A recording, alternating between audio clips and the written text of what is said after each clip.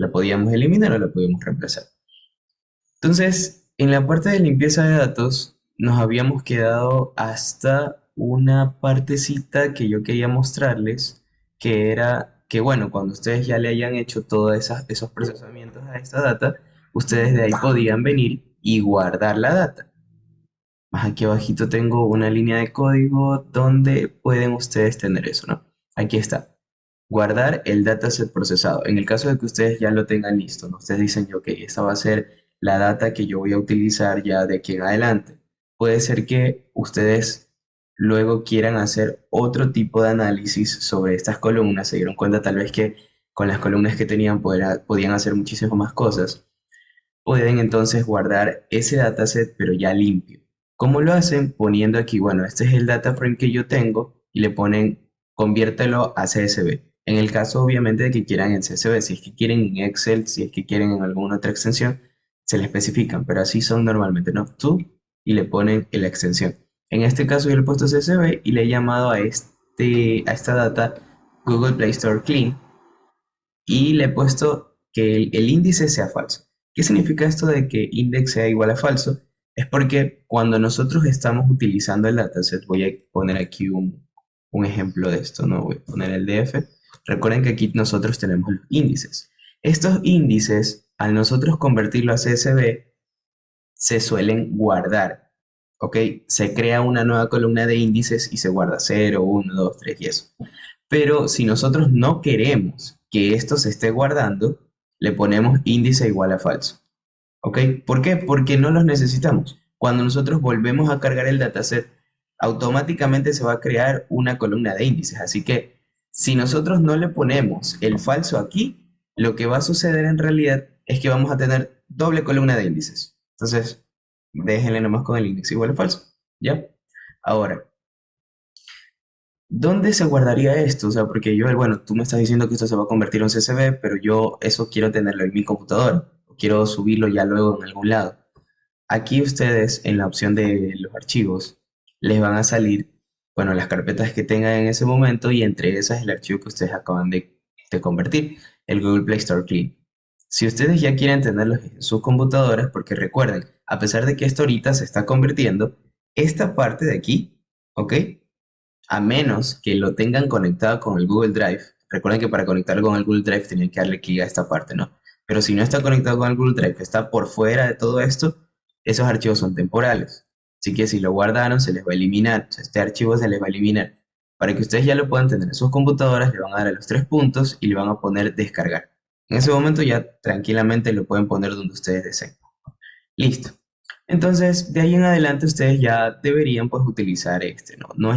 No es que tendrían que volver a correr todo el notebook para volver a que se haga nuevamente el procesamiento sobre una data que no estaba limpia y ahí recién utilizarlo, ¿no? La idea es que como ya hicieron el procesamiento una sola vez, ya lo tengan en el dataset guardado. Bien, ahora vamos a la parte de análisis descriptivo. En análisis descriptivo nosotros teníamos algunos cálculos, ¿ok? Algunos cálculos básicos para este tipo de análisis. Tenemos, por ejemplo, el mínimo. Les he puesto aquí también unas pequeñas descripciones con escenarios para que ustedes sepan dónde podrían estarles sirviendo estas cosas, ¿no? El mínimo y el máximo, por ejemplo, son dos tipos de cálculos estadísticos que son bastante fáciles de entender. Por ejemplo, aquí hemos puesto que el mínimo es el valor más pequeño y como escenario que, bueno, si tenemos en una maratón y tenemos esos datos de la maratón, podemos saber quién, por ejemplo, fue el más rápido. ¿Cómo? Sabiendo cuál de las personas que estuvieron en la maratón tuvo menos tiempo, ok, menos tiempo recorriendo toda la carrera. Entonces, a eso es a lo que voy. Ahora, esto de aquí los tengo ahorita así colapsados y de esta forma es como ustedes utilizarían la función para obtener el mínimo. Lo que tendrían que hacer es agarrar la columna con valores numéricos, ¿ok? Tienen que tener sí o sí valores numéricos y ponerle punto min. Así nomás. Y le sale aquí el valor del mínimo. Si ustedes vienen ahora a la parte del máximo, es lo mismo, o sea, solo que en este caso es el valor más grande. Y le hemos puesto como escenario que, bueno, si ustedes tuvieran información de un grupo de estudiantes, de las notas, pueden saber cuál fue la nota más alta en este caso de un examen, ¿no? Pero nosotros hemos utilizado aquí, obviamente, los datos o las columnas. Eso es algo que tal vez me olvidé de decir en la parte del mínimo, pero nosotros estamos utilizándolo en las columnas, con las columnas del dataset de nosotros, el de las aplicaciones de Google, ¿ya? Entonces, por eso aquí yo he puesto la cantidad de instalaciones y asimismo, agarramos la columna, en este caso de la cantidad de instalaciones, y le ponemos la función max. Con eso ya nos dice cuál es el máximo. Y nos está dando este, ¿no? Este valorcito. Ahora, en la parte de la media o promedio, le he puesto un escenario un poquito más grande porque hay veces en las que nosotros, bien, o sea, sabemos como ingenieros, ¿no? Sabemos como ingenieros y en ese caso como próximos también licenciados, porque aquí no solo tengo a aspirantes ingenieros, sino también aspirantes de la FCCH, entonces también está muy bien. Y a veces nosotros no, o sea, sabemos cómo calcular una media. Sabemos cómo calcular un promedio, que es la suma, aquí mismo les dice, ¿no? Es la suma de todos esos valores y lo dividimos para la cantidad de valores. Y ustedes podrían decir eso, es válido. Pero cuando ya nosotros estamos analizando datos, no es solo importante saber cómo se calcula, sino qué significa. O sea, ¿qué significa que yo tenga un promedio de 5? ¿Qué significa que yo tenga un promedio de 7? ¿Qué significa que yo tenga un promedio tal? ¿Qué es lo que significa eso? Entonces aquí les he puesto yo un escenario para que en el caso de que ya ustedes solo estén revisando el notebook, puedan como que acordarse, ¿no? Y tener una cierta noción de cómo poder explicarlo luego, porque recuerden que al final de todas estos proyectos, ustedes van a tener que explicarlo a un jurado. Y la idea es que ustedes puedan decirle al jurado por qué es importante esto y con esos valores que tiene. Ya, ustedes ahí podrían utilizar súper chévere la media. En este caso, podemos decir de forma general, ¿no? Que la media es un valor representativo. O sea, si nosotros tenemos un montón o una columna completa de valores numéricos, lo que nosotros podríamos decir es que la mayoría, ¿ok? La mayoría de todos esos valores tienden a un equilibrio en tal número, ¿ya? Repito, tenemos un grupo, una columna de un montón de valores numéricos. Recuerden que esto se saca con valores numéricos. Y de todos esos valores numéricos, lo que nosotros hacemos es llegar a un solo número, pueden decirle representativo, en este caso yo le digo que llegamos, es como una especie de número que hace un equilibrio, ¿ok? Para decirnos, aquí es donde se llegan como que a encontrar todos estos valores. Entonces, ese punto representativo es el que les dice algo como si nosotros estamos teniendo datos que en su mayoría son más grandes, o si tenemos datos que en su mayoría son más pequeños, o si en su mayoría pues están en el centro. Y ahí es donde incluso la media apoya bastante la parte de las distribuciones, cómo se encuentran las distribuciones. No sé si han visto esa gráfica, no sé si yo la puse aquí más abajito, no me acuerdo, pero en una de estas creo que sí lo voy a presentar, ¿no? Está una gráfica de campana, la que es de esta forma. Creo que aquí puedo hacer un grafiquito, déjame ver si lo hago de una vez, para que no quede toda la imaginación. A ver, digamos que yo tengo esas gráficas que son así, ¿no? Así. Ya en este caso nosotros podemos estar diciendo que hay como que una distribución, ¿no? Donde todas se están poniendo aquí en el centro. Por eso, entonces para ahí, para ese caso es muy importante la media, porque nosotros podemos ver un valor representativo. En este caso, nos están dando que, dice, imagina que una empresa tiene 100 empleados y estamos viendo en este caso los sueldos, ¿no? Están viendo todos los sueldos y al final nosotros, sacando el promedio, podemos ver cuánto más o menos están ganando todo este grupo de empleados. Entonces ahí yo les dejo para que ustedes lo puedan leer un poquito más, ¿no? ¿Cómo lo sacamos? Lo mismo. Agarramos la columna, le ponemos cuál es la media, o sea, le ponemos, perdón, la función min, y aquí ya nos sale cuál es la media. Ahora sí, vamos ahora a la parte de la mediana. Aquí también le he puesto un escenario un poquito más grande porque me gustaría que también ustedes puedan explicar un poco para qué sirve la mediana, porque ustedes dicen, bueno, ya tengo yo la media, incluso acá abajo ya vamos a presentar también la moda, y la moda es muy fácil de tener también, pero entre la media, que ya les expliqué un poquito más, ¿no? La parte de a qué se refieren cuando estamos hablando de valores representativos. Incluso aquí, otra cosa que me gustaría acotar, por ejemplo, un ejemplo bastante común es el de que tenemos una cantidad de, o sea, un grupo de notas de estudiantes. Eso lo ven bastante ustedes en el caso de Spol, ¿no? La vemos en el aula virtual.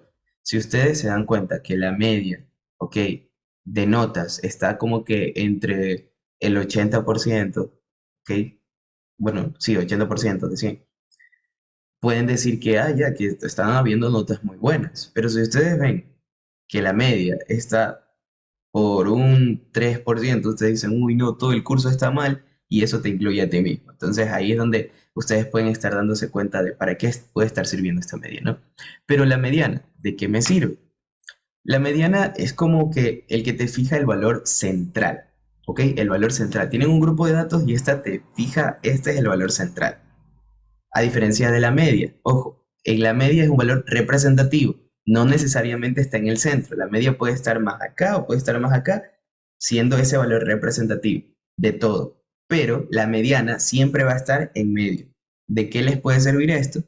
Aquí yo les he puesto incluso, les escribí esta partecita porque me pareció bastante chévere cómo está esta explicación. Miren, y se las voy a leer porque está súper chévere. Dice, la principal ventaja de la mediana sobre la media es su resistencia a valores atípicos o extremos. Es decir, más adelante también vamos a ver la parte de los outliers. Entonces, cuando nosotros tenemos outliers o valores que se salen, o sea, son muy diferentes al resto del grupo de valores que tenemos, lo que va a pasar es que la media va a dejarse llevar, ¿ok? Va a dejarse llevar de todos estos valores. Recuerden que yo les decía, si nosotros tenemos mayor cantidad de valores grandes, la media va a irse como que hacia allá. Eso quiere decir que si tenemos un valor o por ahí otros tres valores que son demasiado altos, la media va a tener ese sesgo, ¿no? Va a irse hacia cierto lado por esos valores tramposos. Entonces, la mediana no se deja influir por este tipo de valores atípicos, sino que esa mediana se va a quedar siempre en el centro. Entonces, si ustedes tienen, por ejemplo, el mínimo, tienen el máximo y tienen la media, ¿ok? Ustedes van a poder darse cuenta de que tal vez, perdón, repito, creo que no dije la mediana, sino la media. Entonces, si ustedes tienen el mínimo, el máximo y tienen la mediana, ahí sí, van a tener como que unos valores fijos, ¿no? Van a tener como que unos valores de que este es fijo, este es el último, este fijo es el más alto y la mediana está como que en un valor central, sí o sí. Entonces, si ese valor central está súper, pero súper lejos del máximo, por ejemplo, y vemos que la media se está yendo demasiado para esos valores, ahí está habiendo un problema. No puede ser que el problema esté siendo de que hay esos valores atípicos outliers. Con eso podemos darnos cuenta, ¿no? De si realmente nuestros valores están siendo afectados. Ahí, repito, les invito a leer la parte de los escenarios que están súper buenos. ¿Cómo lo utilizan? Súper fácil, así como hemos estado viendo. Ponen la columna, ponen la función median y les sale cuál es la mediana. Ahora vamos con la moda. La moda ya le saben, ¿no? Es grupo, en un grupo de valores, en este caso van a ver cuál es el que con más frecuencia se está repitiendo. ¿Ok? Entonces, por ejemplo, aquí dice identificar la talla del zapato más común entre todos los clientes. Entonces, por ejemplo, en este caso, nosotros para el dataset de aplicaciones que nosotros estamos usando, estamos diciendo, bueno, quiero saber entre la cantidad de instalaciones, cuál es la que más frecuente está mostrándose. Y nos sale este valor. ¿Ok? La moda, ya le sabes, como que el valor más popular. Vamos ahora a la de la desviación estándar, que no le he agregado al parecer, no le he agregado al parecer la descripción. Aquí, rapidito, como lo que estoy haciendo es dejar grabado esto, voy a ponerle pausa y voy a agregarle la descripción de la desviación estándar porque se me pasó y yo sí quiero que tengan completa esta parte, incluso aquí en la grabación. Ponerle pausa un ratito. Ok, regresamos. En la parte de desviación estándar, ya les agregué aquí, ¿no? La descripción y el escenario. También es uno de estos cálculos estadísticos que ustedes suelen escuchar y pueden estar diciendo, bueno, ya yo sé cómo se calcula, yo sé a qué se refiere un poco, pero no sé cómo explicar. La cosa es que esta es un dato súper, súper importante y va a ser muchísimo más importante también cuando ya estemos utilizando modelos de Machine Learning. ¿Qué es lo que van a tener en cuenta aquí? Que la desviación estándar les va a decir como que qué tanto están variando los datos que ustedes tienen del valor más representativo. ¿Ok? No sé si nosotros tenemos, por ejemplo, a ver, déjenme ver si les hago un grafiquito aquí rapidísimo. Cuando nosotros tenemos, por ejemplo, esto, ¿no? Digamos que este es nuestro valor más representativo. Y si nosotros tenemos aquí así, diferentes puntos, ¿ok? La idea de lo que les da la desviación estándar es que te va a decir, bueno, a ver, este te está como que así. Están, de alguna manera, uno está más lejos, otro está más lejos, otro está un poquito más cerca, pero al fin y al cabo te va a tener en cuenta todas esas variaciones de qué tan lejos se encuentran esos datos de este valor más representativo y te va a dar un solo valorcito. Ese valorcito que te da es como, mira, si es un valor muy grande, quiere decir que todos estos valores están súper lejos. Pero si el valor es chiquito, ¿ok? Ese número que te da es chiquito, quiere decir que los valores en realidad están muy cerca, ¿ok? A eso es lo que voy. No sé si el gráfico fue el mejor ahorita que presenté, pero fue el que se me ocurrió ahorita para mostrarlo, ¿no? Como que tengan esa idea de que hay un punto es el de la media en realidad, es el más representativo, y todos se van como que a medir con respecto a eso, y van a decir, mira, yo estoy un poco más cerca, yo estoy un poco más lejos, y al final hacen un consenso de todos ellos y te dicen, la mayoría está como que... Uy, se me quiere descargar. Ya, entonces ya lo voy a conectar. Pero dicen como que la mayoría de puntos están muy lejos o la mayoría de puntos están cerca. ¿Y eso qué nos dice? Nos dice mucho de los datos. Porque, por ejemplo, en el escenario que hemos puesto aquí estamos hablando de lo mismo, de los salarios, por ejemplo. Y decimos que si sacamos una desviación estándar y vemos que la desviación estándar es muy grande, quiere decir que esta compensación de los salarios que se está dando a los empleados es como que está variando demasiado. Hay unos que tienen demasiado alto su salario y hay otros que tienen muy poco salario. Y así, como que tal vez están siendo súper diferentes. Pero si nosotros tenemos una desviación estándar más pequeña, quiere decir que sí, o sea, suele tal vez variar, pero no tanto. Como que hay unos que le pagan 500, y otros a los que les pagan 100, hay otros a los que les pagan tal vez 650, por ahí, tal vez que han ido escalando, no sé, en la empresa, les han pagado un poco más.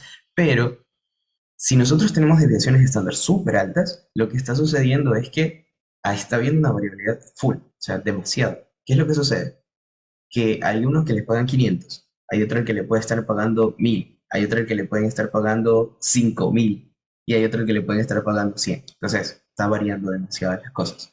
Y eso es algo que se tiene bastante en cuenta en análisis de datos y como les digo, también bastante en la parte este, de Machine Learning. Ya poco a poco lo van a ir viendo, ¿no? ¿Cómo lo calculan? Ya saben, agarran la columna, siempre tiene que ser un tipo de dato numérico y lo que hacen es ponen el STD.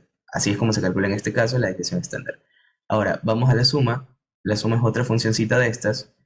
Para poderle entender un poco mejor la diferencia, por si acaso, entre cuando ustedes hacen una suma y cuando hacen un contar, o sea, un count, les he puesto aquí estas dos, las quiero mostrar juntas, ¿no?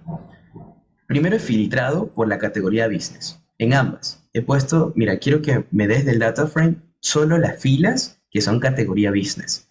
Si yo agarro solo los de categoría business, luego le estoy diciendo, ahora quiero que solo me tomes en cuenta la cantidad de todas las instalaciones después de cada una de sus aplicaciones, ¿no? Y lo que hago aquí es sumarlas. Entonces, digamos que yo tengo una aplicación de acá, tengo la aplicación A y la aplicación B, y tengo que esta fue instalada 2 veces y que la de acá fue instalada 3 veces, ¿verdad? La sumo y me dan 5. Siento que es un poquito obvio, pero ya van a ver por qué la diferencia, ¿no? Porque se pueden estar confundiendo tal vez al momento de utilizar a alguien una suma y un count. Si yo tengo dos de un lado y tres de un lado, lo que hacen es sumarse las cantidades, ¿verdad? 2 y 3, 5. Dicen que en total, la cantidad de instalaciones en total para la categoría business fue 5. En este caso ya pues fue demasiado porque hay bastantes instalaciones de cada una de esas aplicaciones. Se sumaron todas y salió un total. Pero estamos haciendo lo mismo para count. La categoría le estamos diciendo lo mismo, que sea business, pero hacemos un count de la, ¿ok? De la columna de instalaciones. Y nos sale 460. ¿Qué quiere decir eso? Repito, si yo tengo una, he filtrado por la categoría business y tengo la aplicación A, tengo la aplicación B, esta tiene dos instalaciones, esta tiene tres instalaciones. En una suma, yo hubiese, ¡pam!, me salía 5. Pero ahora ya no estoy sumando, estoy contando. Entonces quiere decir que si yo tengo dos aquí, dos instalaciones, y acá tengo tres, yo no le estoy parando bola en este caso a las cantidades, sino a las aplicaciones que tengo. Es decir, esta tiene dos instalaciones, pero no me importa su cantidad, tengo una. Esta de aquí tiene tres instalaciones, pero no me importa su cantidad, tengo otra aplicación. Entonces tengo en total dos aplicaciones. Sí, sí cachan ahí esa partecita. O sea, el hecho de que en un lado tú estás obteniendo la suma de cantidades, pero en el de acá tú realmente lo que estás haciendo es contar cuántas filas hay de ahí. ¿Ok? Incluso, como aquí solo estamos contando la cantidad de filas, yo puedo cambiarle cuál es la columna que estoy tomando ahorita. Por ejemplo, si le pongo size, me sale 460. Si le pongo incluso up, me sale 460. Si le pongo lo que sea, pero no lo que sea. Si le pongo cualquier columna que yo tengo ahí, por ejemplo, creo que había otra que se llamaba reviews, 460 también. ¿Por qué? Porque lo que me está contando es la cantidad de filas. No me está contando no me está teniendo en cuenta las cantidades que tienen en las celditas, sino la cantidad de filas. Entonces, en conclusión, suma lo que hace es, de una columna, toma cada una de las cantidades y las suma. Y count lo que hace es, agarra y dice, esta es una fila, esta es otra fila, esta es otra fila, y las va contando y te da el valor de cuántas filas hay. Listo, entonces ahí estaría, ¿no?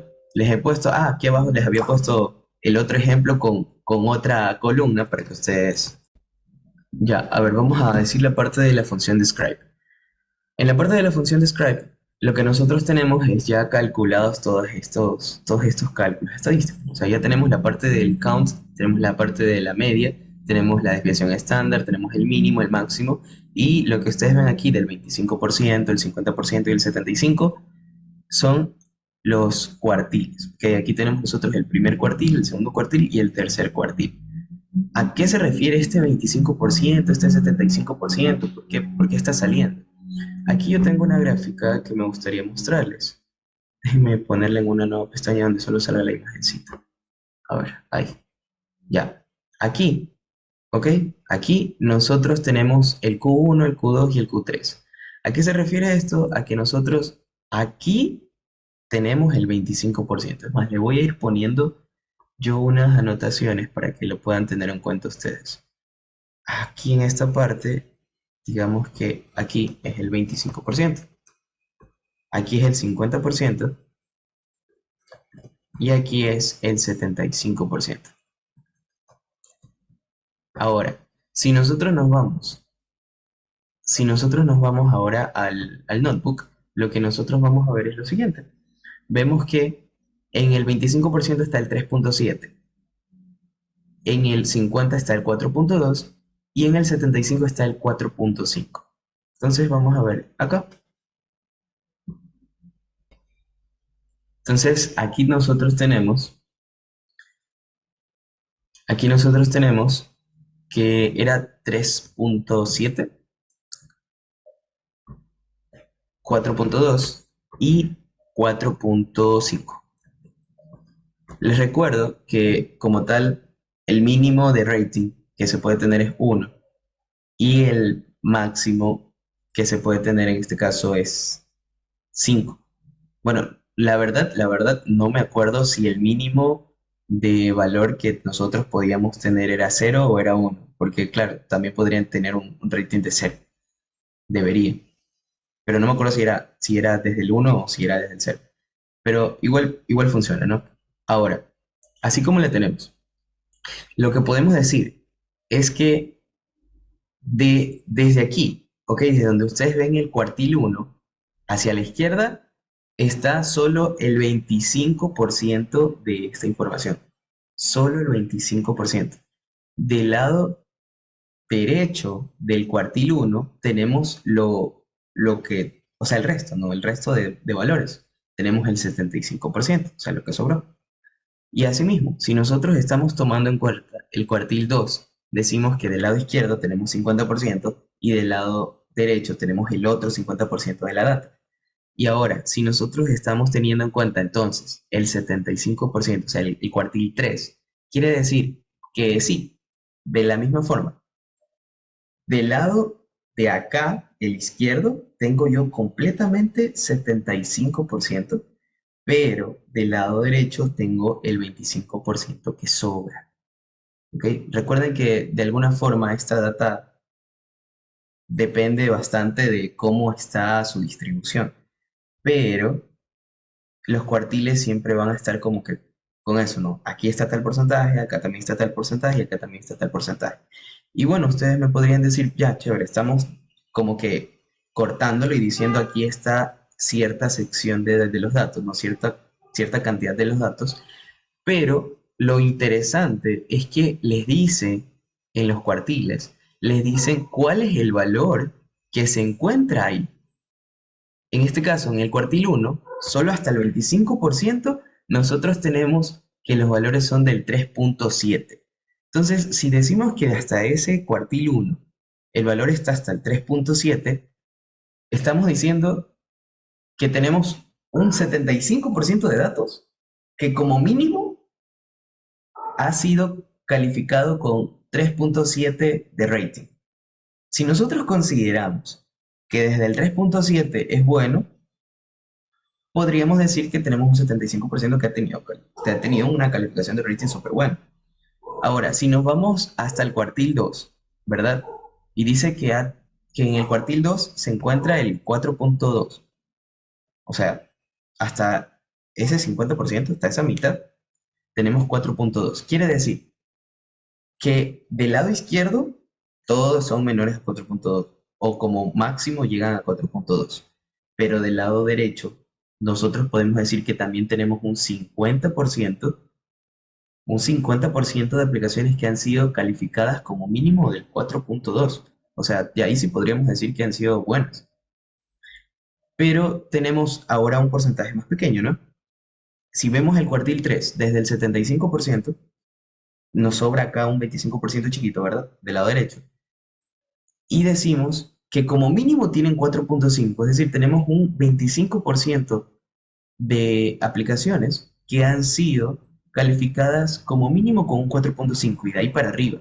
Ahí han de haber algunas que sean de 5, que tengan 5 de rating. Entonces podemos decir que tenemos una especie de grupito VIP, una especie de grupito premium, que es del 25%, o sea, que está representado por el 25% de nuestra data, que han sido calificadas como mínimo con un 4.5. Ahora, ¿de qué otra forma nos podría servir esto? Porque creo yo que esto está un poquito equilibrado, ¿no? Pero si tenemos nuestra data y vemos que desde el cuartil uno está en 4.5, podemos decir que gran cantidad, gran cantidad de nuestra información está como que con un rating muy bueno. Y si tenemos nosotros, en cambio, que por ejemplo el 75%, el cuartil 3, aquí el valor que tendría de rating sería como que un 1.5 por ahí. Lo que estamos diciendo es que gran cantidad, ¿ok? Gran cantidad de nuestra información está siendo calificada de una forma súper mala. Entonces, eso son súper importantes la parte de los, ¿cómo se llama? De los cuartiles. Igual, ahora, no sé si aquí yo les puse el artículo, déjenme ver. No, es en la parte de abajo, ya se los voy a mostrar. A ver, quería quitar esas anotaciones que he puesto en la esta. Ya, listo. Ahora, ahí sería la parte de la función describe, ¿no? Les puede dar como que un resumen bastante general de la parte de cómo está distribuida la información. Vamos ahora con los outliers. En la parte de los outliers, no recuerdo si ya se los había mencionado un poco, creo que sí, más arribita. En la parte de los outliers, lo que nosotros tenemos es que son valores que están súper, súper separados de nuestra data, ¿no? Súper, súper separados de nuestra data. Esto de aquí, como ya vimos, sí, ya se los había mencionado al parecer, como ya vimos, más arriba nos afecta a cálculos como la media, como la desviación estándar. ¿Por qué? Aquí yo les he puesto marcadito con negrita para que ustedes lo puedan ver un poco más, ¿no?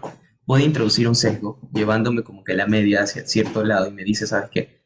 Lo más representativo está hacia acá, cuando en realidad no es así, sino que hay un valor muy grande que me está llevando la media hacia un lado. Por eso les digo, o sea, es súper importante tener en cuenta eh, eso, o sea, la parte de los valores atípicos. Otra cosa que en la que podrían estarnos afectando es en el rendimiento de modelos de Machine Learning. Aquí se les está mostrando. Porque si nosotros queremos, o sea, cuando nosotros tenemos modelos de Machine Learning, lo que nosotros queremos es detectar una especie de patrón. Detectar como que ciertos datos que están teniendo una tendencia, ¿ok? Una tendencia. Y eso también se suele definir con qué tan lejos o qué tan cerca están de cierta función, ¿ok? Eso lo pueden ver incluso en gráficos como, déjenme ponerles aquí, this scatterplot. Ya, lo podemos ver en gráficos como estos, ¿verdad? Déjenme ver si hay uno que sea un poquito más representativo.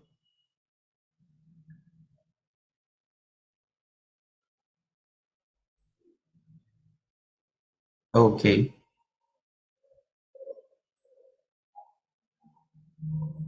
bueno, vamos a ver el aquí.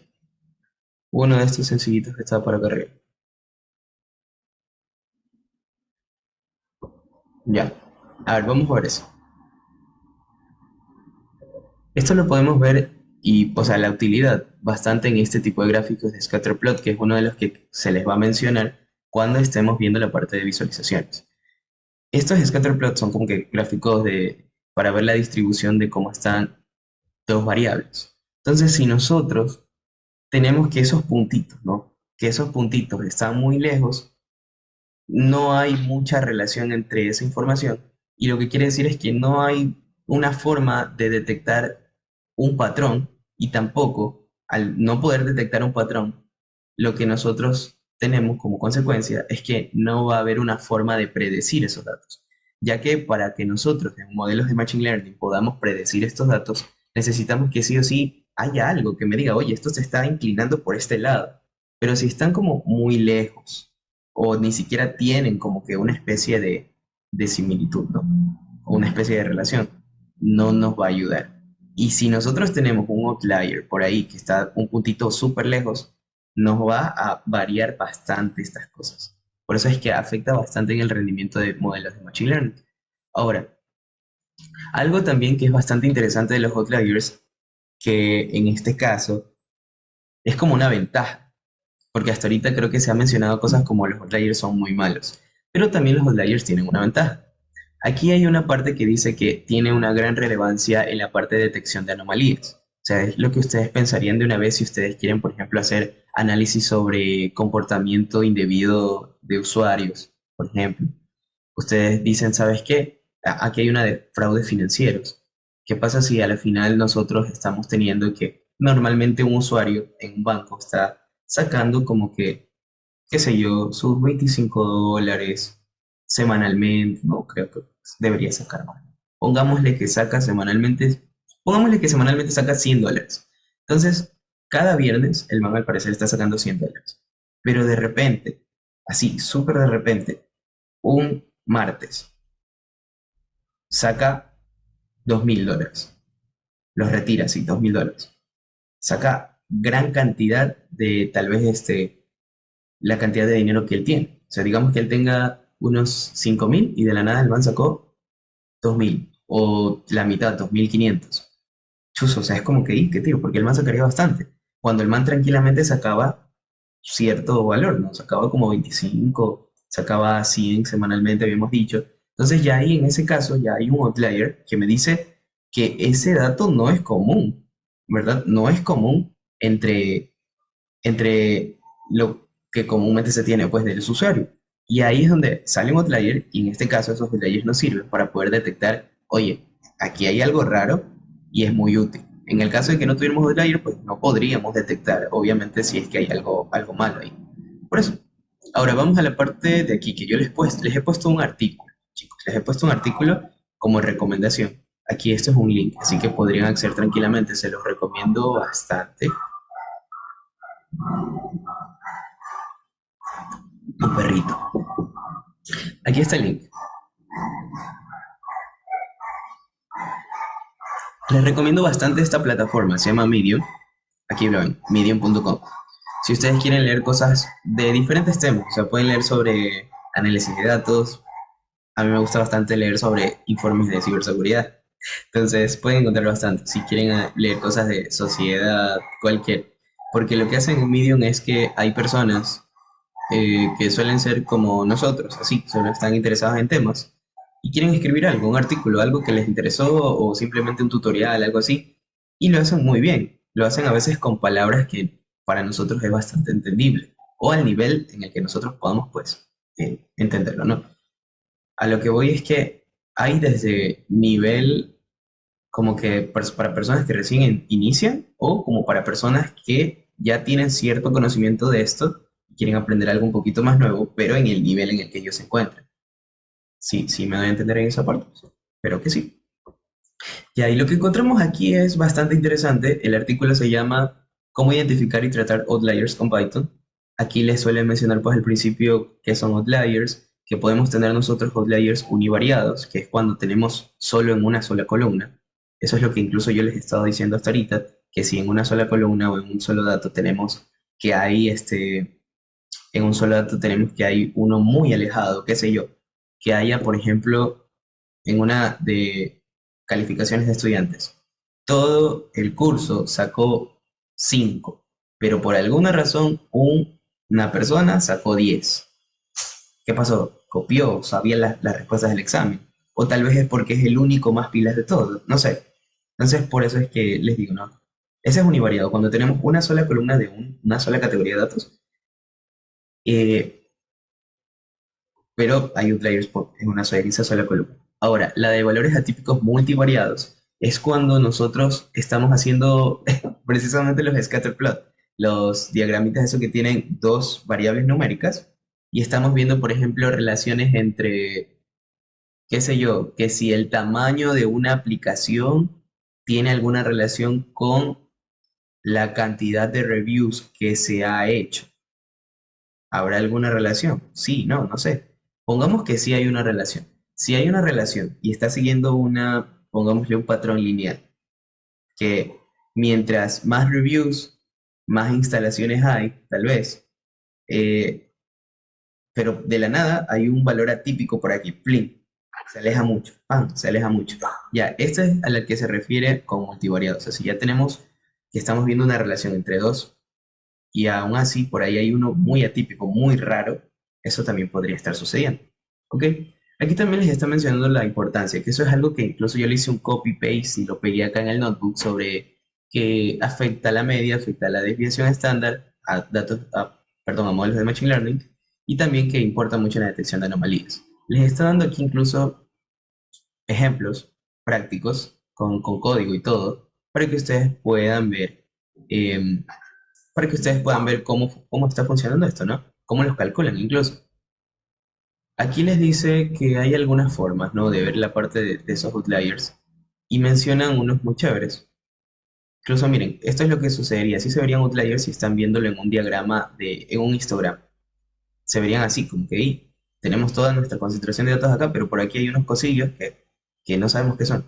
Ahí hay outliers. Si tenemos en diagramas de cajas, que ese es otro que nosotros vamos a ver en la parte de visualizaciones, podemos ver outliers si están fuera de estas líneas que ven aquí. Las voy a encerrar por si acaso. A ver, aquí. Eso y eso. Si vemos que hay valores hacia acá o si hay valores hacia acá de esas líneas, quiere decir que son outliers. En este caso, los outliers serían estas dos y estas dos, ¿verdad?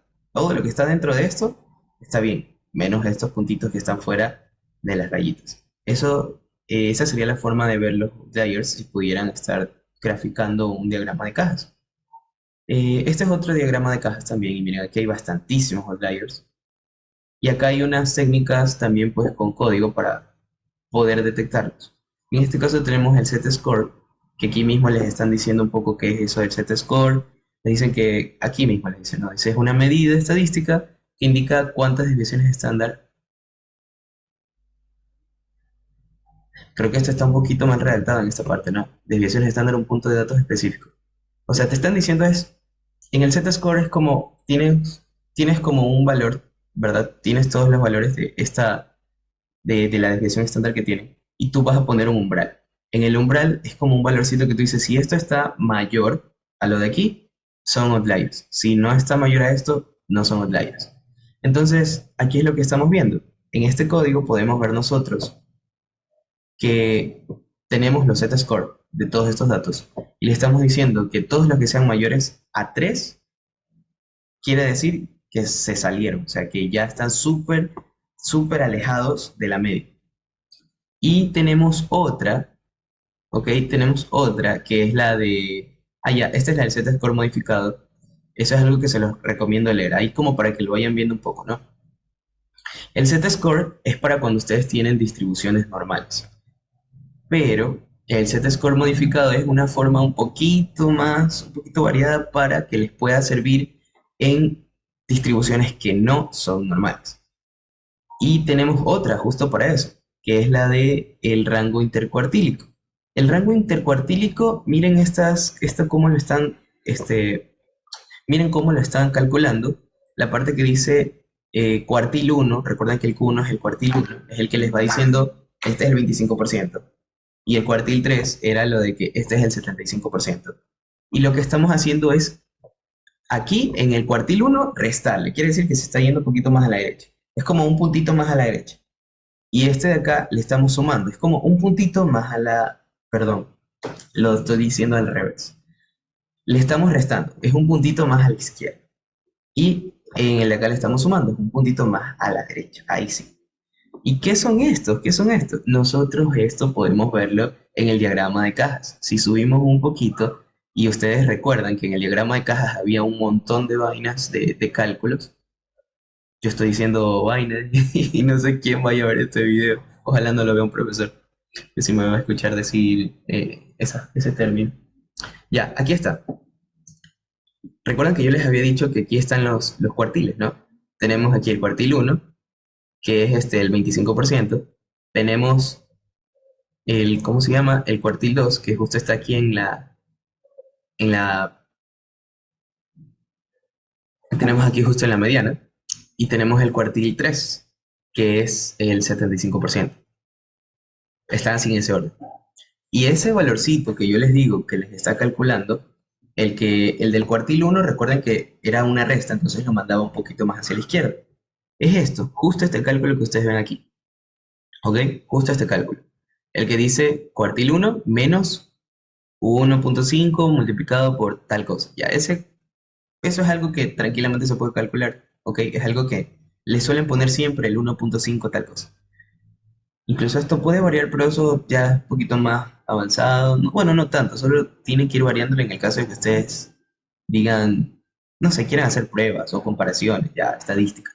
Pero lo más común es así, le dejan el 1.5 por el rango intercuartílico que se calcula, ya lo vieron ahí en el código de abajo, está calculado, ¿no?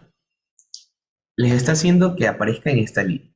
Y ahí es donde decimos, esta línea es como el punto en donde nosotros decimos, si hay unos más chiquitos que estos, son outliers. Y por el otro lado tenemos el cuartil 3 que también le hacemos el cálculo, solo que le estamos sumando, eso decir que lo mandamos un poco más a la derecha, y decimos que desde este punto, si hay valores que están yéndose más a la derecha, ya esos son outliers. Entonces, aquí podemos ver que hay algunas cosas. El diagrama de cajas es bellísimo.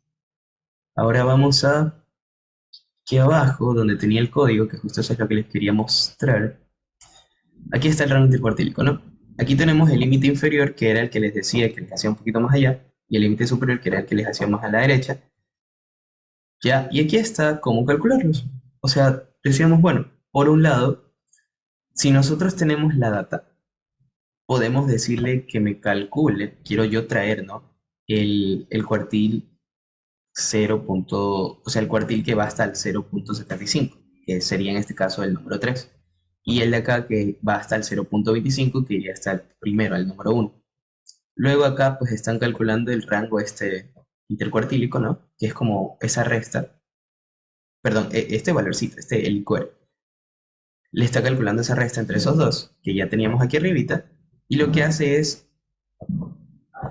multiplicarlo por 1,5 y acá también multiplicarlo por 1,5 y por un lado lo que está haciendo es sumárselo para el límite superior y por el otro lado le está restando para el límite inferior. Y de ahí lo que hace es pues decir la condición, si los valores son menores a esto, o sea, al límite inferior es outlier, o si los valores son mayores al límite superior son outliers. Y listo, entonces eso es lo que está ahí para calcular. Ahora sí, volvamos al notebook y podemos ver que en los outliers yo les he puesto dos opciones. Ah, perdón, no le había puesto el rango intercortílico. Déjame ver esto. Ah, sí, perdón, aquí tenía que agregarle uno de estos más. Ya, ahí sí. Ahora, les he puesto el Z-score, que ya se los había mencionado, ¿no? En el artículo se les estaba mencionando, que aquí ustedes ya pues están calculando la parte del Z-score y le están poniendo un umbral. Y con respecto a esto, pues ya les puede decir, con respecto a ese umbral, los que sean mayores a eso son outliers. Por eso aquí yo lo que hice fue decir, ¿sabes qué? De esos outliers, cuéntame cuántos te quedaron. Y al parecer, cuando utilizamos Z-score, nos sale 130. Y cuando nosotros con el rango intercuartílico estamos calculando los outliers, me salen aquí 828. Son bastante diferentes. O sea, aquí es donde yo me hice la pregunta y también les hice una tablita para que ustedes puedan tenerlo en cuenta. Porque se han de preguntar cuándo utilizo el Z-score y cuándo utilizo el rango intercuartílico. Aquí tenemos la parte del resumen. Aquí les dice algunas cosas, ¿no? Como que en qué se está basando el rango intercuartílico y en qué se está basando el Z-score. Como ya les mencioné, el Z-score es basado en la media y la desviación estándar. Y el rango intercuartílico con respecto al primer y tercer cuartil. Lo que pasa es que en el Z-score es súper, o sea, le influye bastante la parte de si hay bastantes outliers. En cambio, en el rango intercuartílico no le importa. No le importa si es que hay outliers, o sea, si es que hay bastantes outliers o no. Pero el Z-score funciona muchísimo mejor para distribuciones normales. Y en el rango intercuartílico funciona muy bien para distribuciones que no son normales. Repito, ¿qué era eso de distribuciones normales? Era cuando nosotros nos damos cuenta que nuestra gráfica está así, como una campanita. Si está así, con el Z-score es suficiente. Pero si no estás de esa forma, podemos utilizar tranquilamente el rango intercuartílico. ¿Ya? Entonces ahí no debería haber problema. Esa es como que la recomendación de cuándo usar uno y otro. ¿Ok? Y repito, no es como que ustedes tengan que estar aprendiéndose súper de memoria cómo calcular esto así y cómo calcular esto de acá. Lo que importa ahorita es que ustedes recuerden cuándo utilizar uno, cuándo utilizar otro y recuerden un poco el sentido, ¿no? Que este se basa en la media y en la desviación estándar y el de acá en los cuartiles. Ahora sí, sigamos. Déjenme cerrar este. Y vamos a la parte de agrupación. En la parte de agrupación, uy, aquí son bastantísimos. En la parte de agrupación, chicos, em, nosotros tenemos que, con respecto a nuestra data, ¿verdad? Digamos que yo tengo ciertas categorías. Cuando yo tengo la columna de aquí, la de tipo, si mal no recuerdo, miren, por ejemplo, yo tengo df.head. Y yo tenía aquí en la columna de tipo, tenía que hay aplicaciones que son gratis y hay aplicaciones que son pagadas. En las aplicaciones que son gratis, denme un ratito, por favor, voy a ponerle pausa un rato a la grabación. Ya, disculpen estos cortes así, sino que a veces me escriben por algo y es importante y tengo que responderlo en el momento. Entonces, lo siento. A ver, lo que les estaba diciendo, recuerden que nosotros teníamos una columna que era de tipos, ¿verdad? Y nosotros decíamos, ya tenemos dos tipos, tenemos la parte de las aplicaciones gratuitas y las aplicaciones gratis. Si nosotros tenemos esta información en esas columnas, vamos a poder hacer grupos, ¿ok? Vamos a poder hacer grupos de información. Por ejemplo, en la de tipo que tenemos gratis y gratuitas, podemos hacer grupos de solo gratuitas. ¿Y qué es lo que vamos a tener en esos grupos? Filas, todas las filas, ¿ok? Tenemos todas estas filas para gratis, todas estas filas para, o sea, todas estas filas para gratis, y el otro grupo que sería pagadas, también todas las filas de pagadas. Entonces lo que hacen es como que cuando hacemos una agrupación, lo que hace es como que segmentarse. Tenemos las gratis y las pagadas. ¿Y qué podemos hacer sobre esos grupos? ¿Qué podemos hacer nosotros? Hay algunas funciones que podemos aplicar sobre los grupos que hemos hecho nosotros. En este caso, las funciones que suelen poderse aplicar son las que ya vimos acá arriba en la parte de análisis descriptivo. O sea, la parte que está acá arriba que era... Uy, creo que no cerré la parte de... Déjenme cerrar esto. La parte de limpieza de datos. Ya, aquí está, análisis descriptivo. Las funciones que ustedes le pueden aplicar sobre esto suelen ser el mínimo, el máximo, la media, la mediana, no me acuerdo si se puede aplicar, pero normalmente sí, estas de aquí se pueden estar aplicando. La desviación estándar, la suma, el contar, ¿ok? Esas funciones son las que ustedes pueden aplicar sobre estos grupos. Por ejemplo, si ustedes quieren decir, ya, yo quiero agrupar, qué sé yo, em, yo quiero agrupar esto por el tipo de aplicación, es decir, gratis y pagadas, pero quiero que cada una se le calcule la suma total, ¿ok? La suma de los precios. Hay algo importante que tienen que tener en cuenta en esto de aquí, entonces. Nosotros necesitamos tres cosas. Una función para agrupar, perdón, necesitamos tres cosas. Una función. Bueno, estoy bugueado. A ver, ahora sí. La tercera es la vencida. Necesitamos tres cosas. No es una función, es una columna, ¿ok? Una columna para obtener los grupos. Otra columna que tenga la información que nosotros vamos a utilizar para calcular las cosas. Y por último, la función. Ahí sí, la función son tres cosas. La última es la función que podría ser la suma, podría ser el contar, podría ser el promedio o las que ya mencionamos, ¿verdad? Entonces, tres cosas. Ahora sí, vamos a ver. Antes de empezar pues a hacer las agrupaciones y todo, les quería mostrar yo que hay una funcioncita que les permite hacer el conteo por categorías de una forma más rápida, porque hay veces en las que ustedes podrían hacer esto también con las funciones que voy a mostrar más acá abajito, pero esta es una forma súper rápida, porque a veces ustedes quieren saber cuánto tienen de tales cosas. Si ustedes quieren saber, por ejemplo, cuánto hay por categoría de una, cuántas filas hay por categoría, recuerden que lo que sucede es esto, ¿no? Agarramos la columna que tienen las categorías, se arman los grupitos, tienen las filas de cada uno de los grupitos y se le pueden hacer funciones sobre esas filas. Entonces, lo que se hizo, digamos, en esta de aquí sería la función count. O sea, saber cuántas filas hay por cada uno de esos grupos. Pero aquí, ojo, aquí lo que está sucediendo es que utilizamos una función que lo hace directo, que se llama value count. Lo que hacemos es, tenemos la categoría gratis, tenemos la categoría pagado y nos está diciendo cuántos hay de cada uno. ¿Ya? Algo que tienen que tener muy en cuenta es que esta función de value counts o las funciones de conteo no te toman en cuenta los nulos. Por eso es que es necesario que nosotros hagamos previamente ese procesamiento para o poder reemplazar los nulos con algún nuevo valor, que eso fue lo que se hizo en la parte de arriba, o simplemente quitar toda la fila que tenga ese nulo. ¿Por qué? Porque para este tipo de cosas no se toman en cuenta los nulos. Por eso es que hay que hacer primero la limpieza de la data.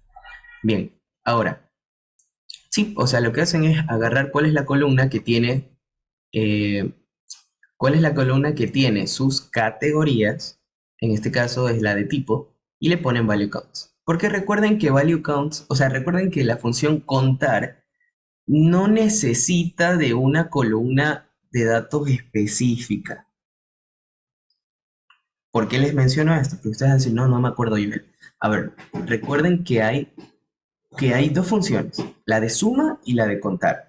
La de suma sí necesita que tú le digas qué valores vas a sumar, pero la de contar solo necesita que tú le des cuál es la categoría y acá te hace el conteo, o sea, te dice como que sí, son estas filas, pero no necesita una columna específica por ahí para contar.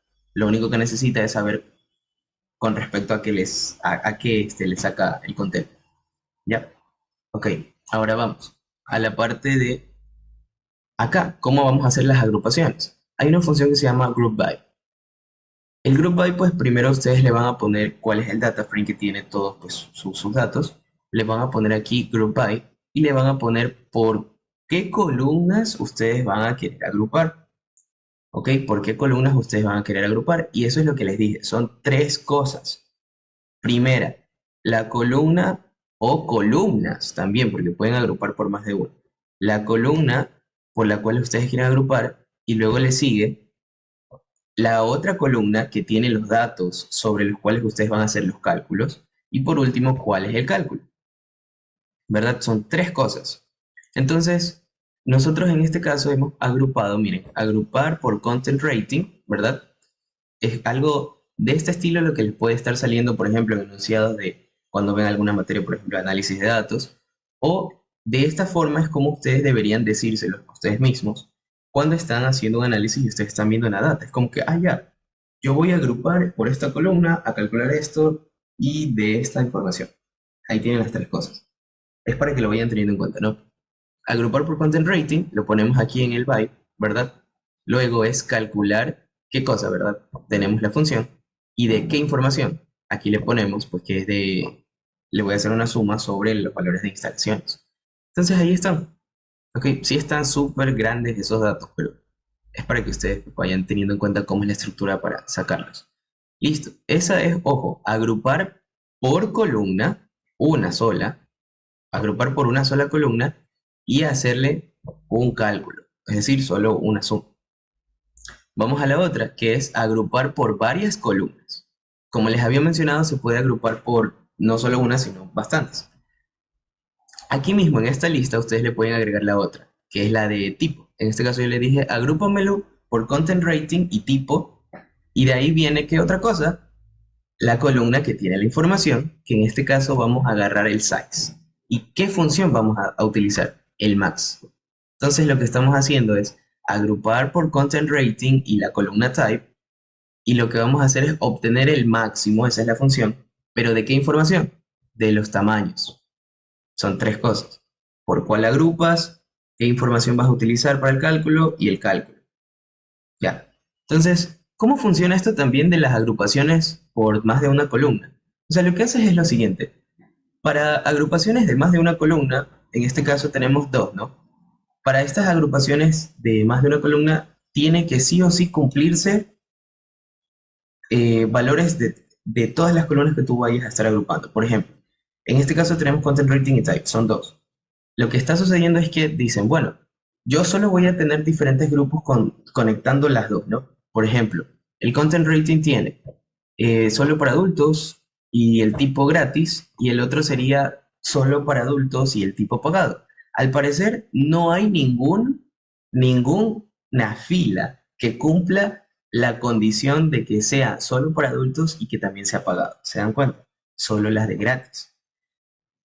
En cambio, en la de las que son para todo el público, sí tienen que son del tipo gratis y que también hay de tipo solo pagado.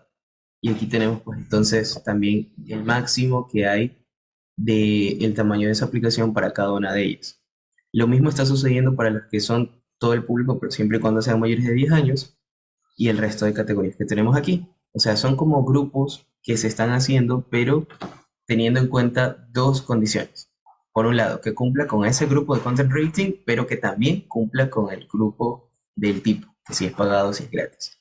Y con respecto a eso, te saca el máximo de qué información, del tamaño. Entonces, Ojo, para que lo tengan en cuenta cuando ustedes quieran agrupar por más de uno.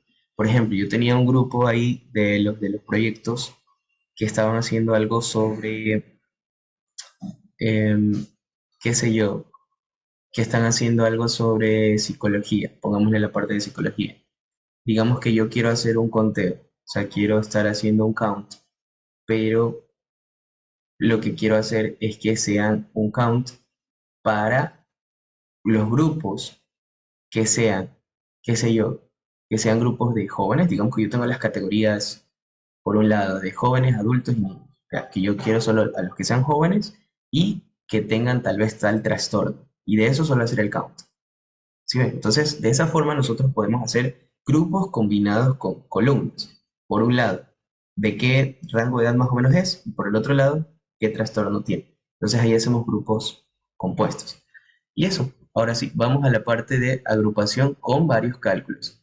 Por este lado, también pueden ponerle otra columna. Recuerden que ustedes pueden agrupar por una o más. Ya esto ya lo vimos en la parte de arriba. Lo único que harían es agregarle otra columna aquí mismo en esta lista. Pero para esta explicación de aquí solo hemos agregado una sola y nos enfocamos en lo de varios cálculos. ¿Cómo harían entonces si ahora quieren, además de sacar un solo cálculo, que en este caso podría haber sido mínimo, máximo, lo que vieron arriba, qué hacen si ustedes quieren sacar más de uno? En este caso lo que queremos sacar entonces es la media y la desviación estándar, pero para la misma información, solo que en una sola línea de código. ¿Cómo hacemos esto? Primero, pues, hacemos la agrupación. Uy, creo que se me desconectó el notebook. Ya, bueno, no importa. A ver, hacemos la agrupación, ¿verdad? Por tipo, en este caso. Ahí viene la otra, ¿no? ¿Qué información vamos a utilizar para los cálculos? Le ponemos aquí el tamaño y decimos, bueno, quiero yo hacer los siguientes cálculos. Le voy a utilizar una función que se llama aggregate, que es esta, punto .agg. Recuerden, o sea, si vemos en la parte de arriba, eso no lo estamos utilizando, le ponemos directo a la función. Así que si queremos más de una, tenemos que utilizar el aggregate. Ponemos punto .aggregate, o sea, el agg, los paréntesis y una lista con los nombres de los cálculos que ustedes quieren hacer. En este caso, si es min, si es std, si es máximo, si es suma, le pueden poner ahí, ¿ok? Y lo que va a salir van a salir aquí las categorías y por un lado las columnas con sus respectivos cálculos. Y por último, para terminar esta parte de la capacitación, que era la que me correspondía a mí, vamos a eh, vamos a ver la parte de ordenamiento. Es solo una línea de código como tal. Lo que hacemos es que vamos a poner el data frame, le vamos a poner la función sort values y le vamos a poner por qué columna es que tú quieres o sea, ordenarlo. Si es por la columna precio, si es por la columna review, si es por cualquiera de esas, tú le vas a decir cuál es por la columna que tú quieres ordenarlo, ¿no? Y acá le ponemos ascending. El ascending es como si quieres que sea ascendente o no ascendente. O sea, ¿de qué forma quieres ordenar? ¿De mayor a menor o de menor a mayor? En este caso, si yo le estoy diciendo true, estoy diciendo que sea ordenado de forma ascendente, es decir, de menor a mayor. ¿Pero por cuál? Por la de precio. Quiere decir que primero me deben salir los precios. Me deben salir los precios más bajos y después los más altos. Entonces vamos a la de precio, precio, precio, precio. Y obvio, me están saliendo 0, 0, 0, 0, 0 porque está ordenándolo desde los más bajos, o sea, desde el cero. Y del lado de acá, nosotros estamos haciendo lo mismo para la de precio, pero al revés, o sea, ordenándolo de mayor a menor. Y vamos a ver que los precios son desde el 400 y van bajando. Entonces, ahí está, chicos. Muchas gracias por ver esta capacitación. Espero que les haya servido full. Si tienen alguna pregunta, ya saben, escriban aquí en la cajita de comentarios. No, bueno, me escriben, ya saben, ahí tienen mi número en el grupo. Cualquier consulta, incluso ahí está el mismo grupo, el de aspirantes, pueden hacerlo ahí, porque también tienen a sus mentores. O sea, están los mentores, pueden hacerle directamente a los mentores. Si los mentores quieren tal vez hacerme la pregunta a mí, me la hacen a mí directo. O si quieren escribir en el grupo en general, así, para que les responda cualquiera de los mentores que habemos, háganlo. O sea, recuerden que para eso están los grupos. Y listo, ahora sí. Voy ahora a grabar la segunda parte de la de visualizaciones para poder terminar con la parte de capacitaciones, análisis de datos, porque ya están, ya solo a la mayoría de los grupos le faltan las visualizaciones. Entonces igual yo quería dejarles esta parte porque creo que era muy importante. Sí, vamos.